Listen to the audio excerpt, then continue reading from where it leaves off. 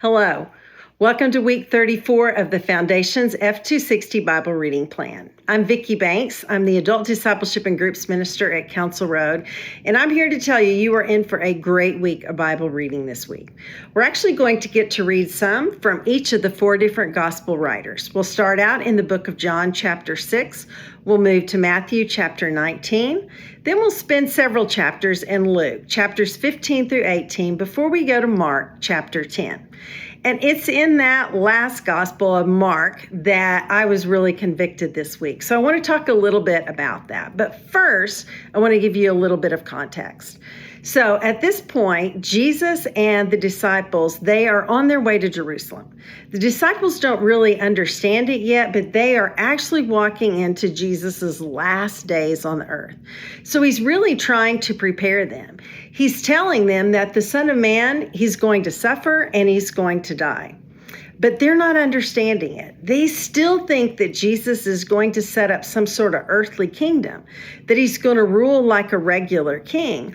And so some of them, like James and John, the Zebedee boys, they're jockeying for a position of importance there.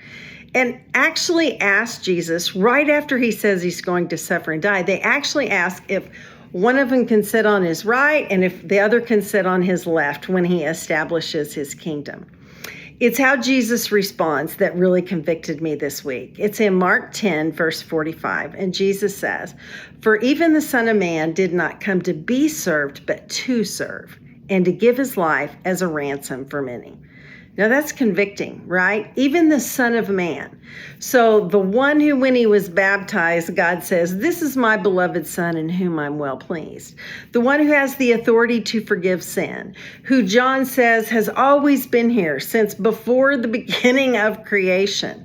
Even he did not come to be served, but he came to serve and to give his life away. That's convicting, isn't it?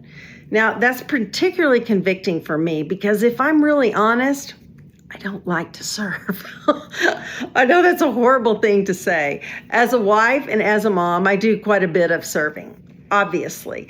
And just in my role at church, a lot of that involves serving others. But sometimes serving involves things that we really don't want to do, right? It involves things like laundry and things like that. Things that don't seem very exciting when that's not your natural gift. And I know that Scripture says that God does give us all spiritual gifts and that he wants us to use them for the betterment of the church. And when I serve with this particular spiritual gifts he's given me, I do generally experience a great sense of fulfillment. Even if it's really difficult, because it's in something I'm gifted in, I really experience great joy.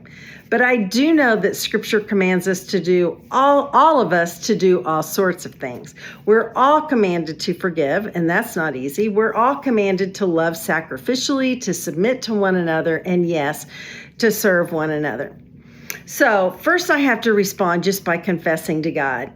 I get it. I'm not natural at this. I'm not good. I had to confess for asking him to forgive me for a bad attitude and for probably missing all sorts of opportunities to serve just because I'm not naturally looking for them. And then I had to respond by asking him to please open my eyes just this week for opportunities to serve others and help me to serve as a representative of him for his honor, for his name, for his glory, and to care for his people. So that's how Scripture's landing on me this week. So enjoy your reading. I hope you get good and convicted as well. Happy reading.